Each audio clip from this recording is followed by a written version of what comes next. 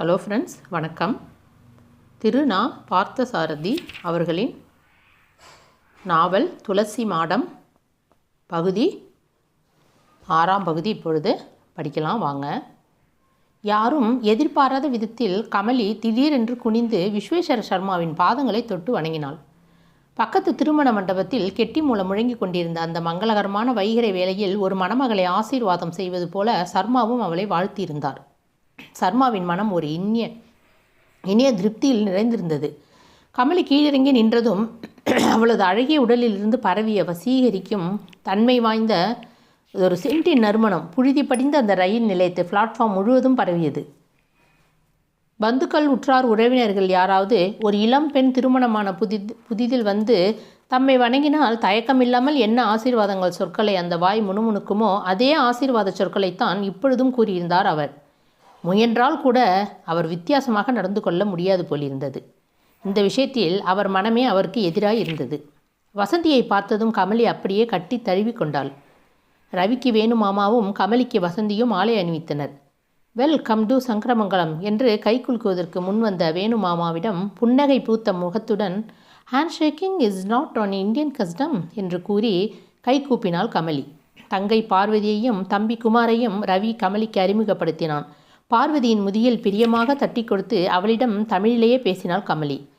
குமாரிடம் அன்பாக அவன் படிப்பை பற்றி விசாரித்தாள். ரவி எல்லா விவரங்களையும் எல்லா பழக்க வழக்க முறைகளையும் அவளுக்கு தெளிவாக சொல்லி வைத்தான் என்று புரிந்தது. எந்த வினாடியிலும் எதற்கும் அவள் தடுமாறவில்லை. அங்கே புதியதாக பலமுறை அறிமுகமாகி பேசுகிறவர்களிடம் பதில் பேசுவது போல கமலி பேசவில்லை. தெரிந்து பலமுறை பழகிய குடும்பத்தை சேர்ந்த உறவினர்களிடம் பேசி பழகுவது போல் பேசினாள் கமலி. ஸ்டேஷன் பிளாட்பாரத்திலேயே ஒரு சிறிய கூட்டம் கூடிவிட்டது. வித்தியாசமான நிறத்தில் வித்தியாசமான நடை உடை பாவனைகளோடு யாராவது தென்பட்டால் சிறிய ஊர்களில் ஒவ்வொருவருக்கும் நின்று உற்று பார்ப்பார்கள்.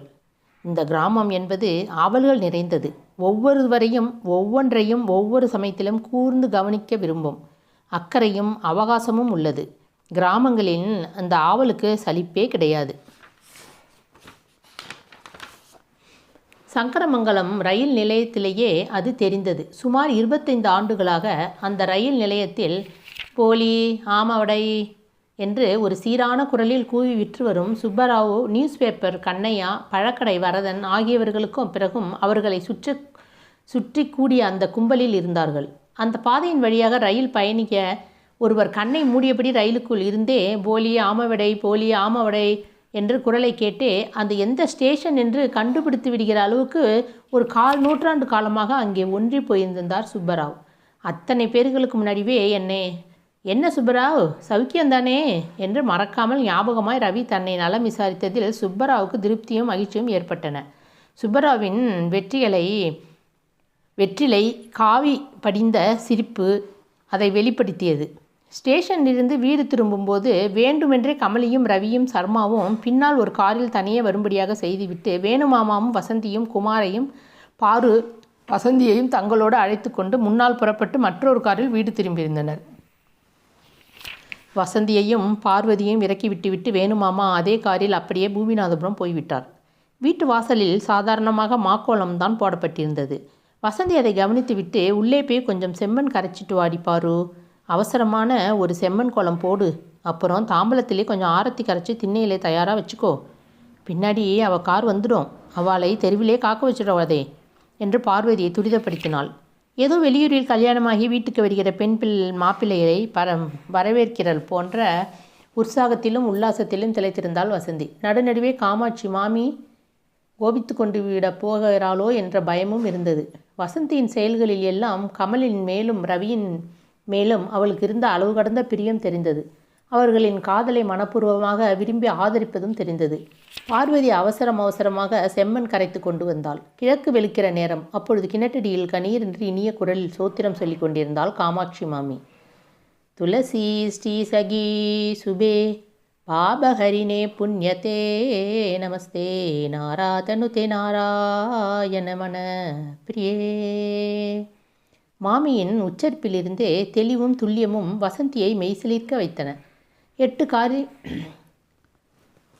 வீட்டு காரியங்கள் நிறைய இருப்பதாக சொல்லி ஒரு காரணம் பொருந்தினாலும் மாமி தான் வற்புறுத்தியும் தங்களோடு காரில் ரயில்வே ஸ்டேஷனுக்கு வர மறுத்ததில் வேறு மனத்தாங்கள் ஏதோ இருப்பது போல் பட்டது வசந்திக்கு. கல்யாண கோலம் பார்வதி செம்மண் பட்டைகளை போட்டு நிறுத்தியிருந்தாள். வசந்தி கோலப்பொடி கொட்டாங்கச்சியை எடுத்து கொண்டு போய் அந்த செம்மண் பட்டையை சுற்றி வெண்ணிற கோடுகள் அழகுபடுத்தி அலங்கரித்துவிட்டு படிக்கோலங்களை போட்டு முடித்தாள்.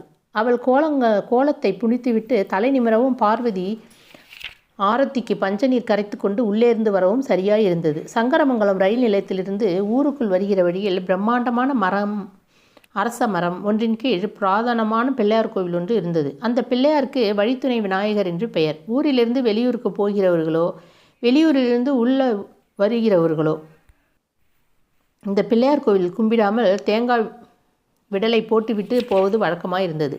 சர்மா கூட ஏதோ யோசனையில் மறந்து பேசாமல் இருந்து விட்டார். பிள்ளையார் கோவில் வாசலுக்கு வந்தவுடன் ரவி ஞாபகமாக காரை நிறுத்தச் சொன்னான்.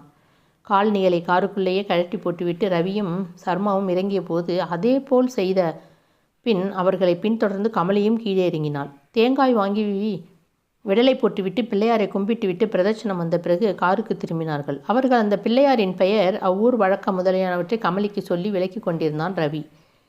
ரெவலான் இன்டிமேட் வாசனை காரின் உட்பகுதி முழுவதும் கமகமத்து கொண்டிருந்தது. அந்த கிராமமும் அதன் இயற்கை அழகும் மிக்க சூழலும் தனக்கு மிகவும் பிடித்திருப்பதாக சொல்லி வியந்து கொண்டு வந்தாள் கமலி. நடுநடுவே ரவி பிரெஞ்சிலும் ஆங்கிலத்திலோ கேட்பவர்களுக்கு அவள் கேட்ட மொழியிலேயே பதில் கூறினாலும் கமலி கூடியவரை தமிழிலேயே பேச முயன்றாள்.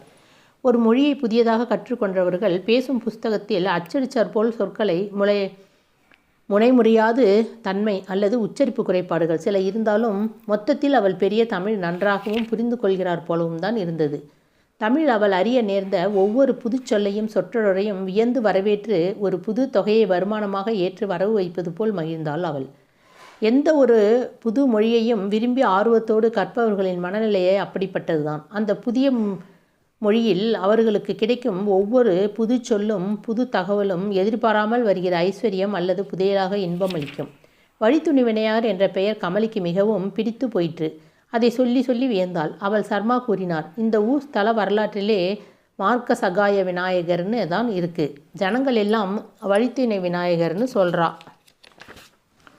பழைய வரலாற்றிலே என்ன பேர் இருந்தாலும் பெருவாரியான மக்கள் வழங்குகிற பேர் தான் நிலைக்கும். மக்களின் நடை, பாவனை, மூச்சு, மொழி, விதம் ஆகியவற்றை முக்கியத்துவம் அடிப்படையில் தான் லிவிங்ஸ்டிக்ஸ், அதாவது மொழியின் உயிருள்ள சயின்ஸாக வளர்கிறது. அதை முக்கியத்துவம் அளிக்காமல் மொழியின் ஆரம்பகால கட்ட திட்டங்களிலே நகராமல் நின்று கொண்டிருப்பதனால் கிராமம், அதாவது இலக்கணம், நாளடைவில் ஒரு பழைய காலத்து மியூசியம் போல் ஆகிவிடுகிறது என்றாள் கமலி. இதை கேட்டு அந்த பிரெஞ்சு யுவதி இணையற்ற அழகி மட்டுமில்லை, நிறைய விஷய ஞானம் உள்ளவர்களாகவும் இருக்கிறார் என்று சர்மாவுக்கு புரிந்தது. சின்ன வயசிலிருந்தே ரவிக்கும்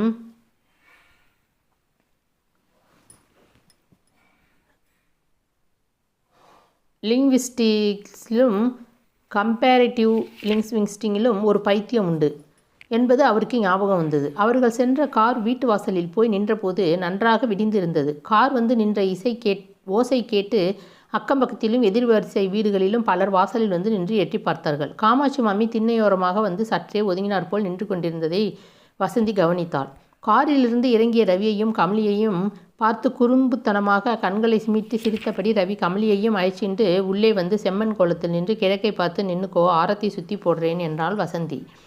சர்மா காரிலிருந்து இறங்கி நின்று கொண்டிருந்தார். வசந்தி வேண்டியபடியே ரவியையும் கமலியையும் கைப்பற்றி அழைத்து வந்து செம்மண் கோலத்தில் நின்று கொண்டான். வசந்தியும் பார்வதியும் ஆரத்தி எடுத்தார்கள்.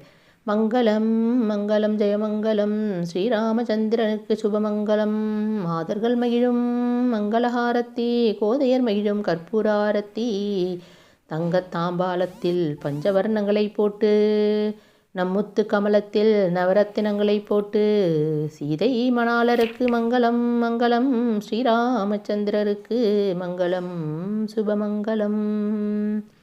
வசந்திக்கு இவ்வளவு இனிமையான குரல் என்று உண்டு என்பதை கமலி அன்றுத்தான் முதலில் அறிந்தாள்.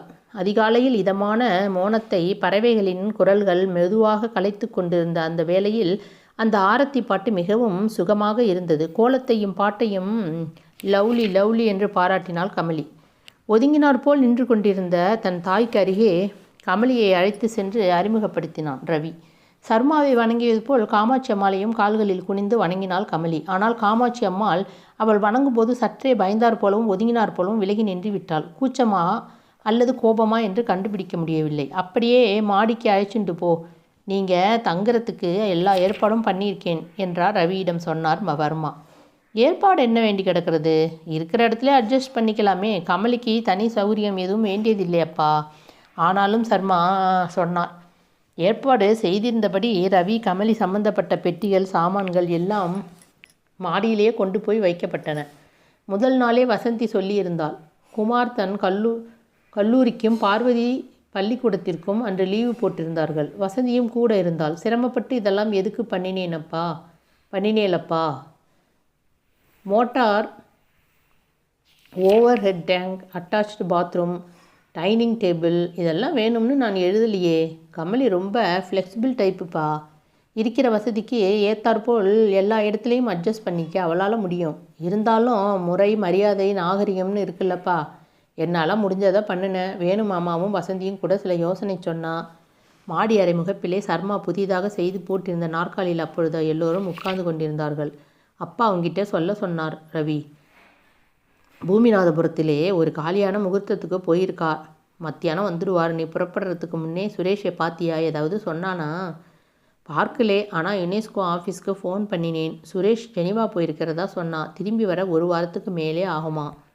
அந்த விஷயந்தான் தெரிஞ்சிச்சு. பார்வதி புதிதாக வாங்கியிருந்த ட்ரேயில் புதிதாக வாங்கியிருந்த பீங்கான் கிண்ணங்கள் காஃபியோடு வந்தாள். அப்பா சிரமப்பட்டு அந்த வீட்டில் ஒவ்வொன்றாய் புதிய பண்டங்களை சேர்த்திருப்பது ரவிக்கு புரிந்தது. கோப்பைகள், பீங்கான் கிண்ணங்கள் வழக்கமாக அந்த வீட்டில் இருந்ததில்லை. கண்ணாடி கிளாஸுகள் கூட அவனுக்கு தெரிந்தே இங்கே உபயோகிப்பதில்லை. பித்தளை டபரா சட்டுகள் தான் உபயோகத்தில் இருந்தன. இந்த மாறுதல் தனக்காகவே கமலிக்காகவோ சிந்தித்துதான் அவர் இவ்வாறு எல்லா ஏற்பாடையும் பார்த்து செய்திருக்க வேண்டும். எல்லோரும் காஃபி அருந்திவிட்டு பின் வீட்டையும் தோட்டத்தையும் சுற்றி பார்ப்பதற்காக கமலியை அழைத்து கொண்டு போனாள். பார்வதியும் காஃபி டேயும் கிண்ணங்களையும் கொண்டு போய் வைத்துவிட்டு கமலியோடு வசந்தியோடும் போய் சேர்ந்து கொண்டாள். குமார் ஏதோ சாமான் வாங்கி வருவதாக கடைக்கு போயிருந்தான். மாடியில் அப்பாவும் பிள்ளையும் தனியே விடப்பட்டிருந்தனர். சர்மா தான் முதலில் ரவியிடம் பேசினார். இது என்ன பெரிய அரண்மனையாக சுற்றி பார்க்கறதுக்கு? அந்த காலத்து வீடு. அவளோ பெரிய கோடீஸ்வரன் வீட்டு பொண்ணுன்னு வசந்தி சொன்னான். அரண்மனையோ குடிசையோ என் சம்பந்தப்பட்ட எதிலும் அவளுக்கு அக்கறை உண்டு. இந்திய கலாச்சாரம், இந்திய கிராமங்கள், கிராமத்து வாழ்க்கை எல்லாத்துலேயும் கமலிக்கு கொள்ள ஆசைப்பா. உங்கள் அம்மா கிட்ட நான் முழு விவரமும் சொல்லலை. உன்னோட 2வது லெட்டரையே படித்து காமிச்சேன். படித்ததை பார்த்தா யார் தெரிஞ்சவளா? கூட சுற்றி பார்க்க வராளா அப்படின்னு கேட்டா. ஆமான்னேன். அதோட சரி. அப்புறம் மேற்கொண்டு அவளும் கேட்கலே. நானும் எதுவும் சொல்லலே. நீங்கள் சொல்லாததும் தப்புப்பா. ஒரு விஷயத்தை பூசி மெழுகிறதே பல நூற்றாண்டுகளாக நம்ம நாட்டில் ஒரு கலையாக வளர்ந்துட்டுருக்கோம். அதனால தான் எல்லாத்துலேயுமே எல்லா கெடுதலும் வர்றது. உங்கள் அம்மாட்ட மட்டும் இல்லைடா ரவி, யார்கிட்டையும் நான் எதையுமே சொல்லலை. வேணு மாமா, வசந்தி இவா 2 பேருக்கும் ஏற்கனவே எல்லாம் தெரிஞ்சது. இப்போ புதுசாக எனக்கு தெரியும். இந்த மாதிரி ஊர்லேயே ஒரு விஷயத்தை நேராக அறிவிப்பதை விட வேறு எதுவும் செய்கிறதில்லை. பிரயோஜனமும் இல்லைப்பா. அறிவிக்கிறதை விட அனுமானத்துக்கு விடுறது தான் அபாயகரமானது. என்னமோடா நீ சொல்கிறது? எனக்கான அத்தனை துணிச்சல் வரலே. உங்கள் அம்மா கிட்டே சொல்கிறதுக்கு பயமாக இருந்தது. மற்றவகிட்ட எப்படி சொல்கிறது? உனக்கே தெரியும். நான் சொல்லணுங்கிறது இல்லை. பொறுப்பு என் கைக்கு வந்ததுலேருந்து ஊரில் எத்தனை பேரோட விரோதம் ஏற்பட்டிருக்கு தெரியுமா? விரோதத்துக்கு பயப்படுறதாலையும் தயங்குறதாலையும் அது போயிடாதுப்பா. ஃபேஸ் பண்ணித்தான் ஆகணும். நம்மக்கிட்ட தப்பு தண்டா இல்லாத போது நம்ம எதுக்கு பயப்படணும்? அதெல்லாம் இருக்கட்டும்டா, அப்புறம் பேசிக்கலாம். நீ முதலிலே உங்கள் அம்மாவை போய் பார்த்துட்டு வா. அவள் உங்ககிட்ட சரியாகவே பேசலை போலிருக்கே. அந்த பெண்ணை கூட்டி போய் என்னமோ சொன்னியே, அப்போது அவள் ரியாக்ஷன் எப்படி இருந்தது? அம்மா சரியா இல்லையப்பா. கமலி நமஸ்காரம் பண்ணவே அவள் மூஞ்சியை தூக்கி வச்சுட்டு இருந்தா. தெருவாசல்லே வச்சு அவகிட்டே விவாதம் பண்ண வேண்டான்னு அப்போ நான் பேசாமல் இருந்துட்டேன். செம்மண் குளம் ஆரத்தி எல்லாம் கூட வேணுமாமா பொண்ணு நம்ம பார்வவும் பண்ணியிருக்கா. காமுவுக்கு இதெல்லாம் பிடிச்சிருக்காது. உன் கல்யாணத்தை பற்றி அவள் என்னென்னமோ சொப்பனம் கண்டிருக்கா. தெருவையே அடைச்சி பந்தல் போட்டு 4 கால் நலுங்கு கல்யாணம், மஞ்சள், தேங்காய், ஊஞ்சலோடு பண்ணணும்னு அவளுக்கு ஆசை. யார் வேண்டாம்னா? சடங்கு சம்பிரதாயத்திலே அத்தனை ஆசைகளும் கமலிக்கும் எனக்கும் அந்த மாதிரி 4 நாள் கல்யாணம் நடத்தி சந்தோஷப்படட்டுமே. அவளுக்கு இந்திய கல்யாண சடங்குனா ரொம்ப பிரியம். போடா போ, நான் என்னத்தையும் சொன்னால் நீ என்னத்தையோ பதில் சொல்கிறே.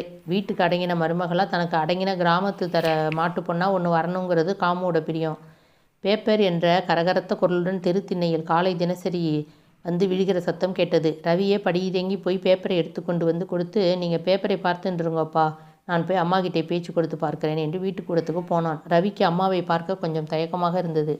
அவன் போனபோது அம்மா சமையலறையில் இல்லை. கொல்லை பக்கம் அவள் குரல் கேட்டது. அம்மாவின் குரலுக்கு வசந்தி ஏதோ பதில் சொல்வது காதில் விழுந்தது. உடனே ரவி கொல்லை பக்கம் விரைந்தான். அம்மா எதிரே வந்தாள். ஆனால் அவனை பார்க்காது போல் விலகி விடுவிடு என்று நடந்து முகத்தை திருப்பி கொண்டு சமையல் கட்டுக்குள் புகுந்து கொண்டாள். வசந்திக்கும் அம்மாவுக்கும் என்ன உரையாடல் நடந்திருக்கும் என்றையும் ஆவலில் ரவி முதலில் கிணற்றடிக்கே சென்றான். துளசி மாடம் இருந்த இடத்தில் அருகே நின்று விலகினார் போல் நின்று கமலிக்கு அதை சுட்டிக்காட்டி ஏதோ சொல்லி கொண்டிருந்தாள் வசந்தி. கமலி ஆர்வமாக கேட்டுக்கொண்டு நின்றாள். பார்வதியும் பக்கத்தில் இருந்தாள். அம்மா என்ன சொல்கிறா வசந்தி என்று கேள்வியோடு அவள் அருகே சென்றான் ரவி. ஒன்றுமில்லை மாமி இப்போ தான் விளக்கேற்று துளசி பூஜை பண்ணி முடிச்சிருக்கா. நாங்கள் ரெண்டு பேரும் குளிக்காமல் கிட்ட போய் துளசி மாடத்தை தொட்டுட போகிறோம்னு பயந்துண்டு எங்கிட்டே சொல்லிட்டு போகிறா ரவி. ஆனால் மாமி வந்து சொல்கிறதுக்கு முன்னாடியே கமலி கோலம், குங்குமம், மாடம், எரியும் விளக்கு எல்லாத்தையும் பார்த்தாள்.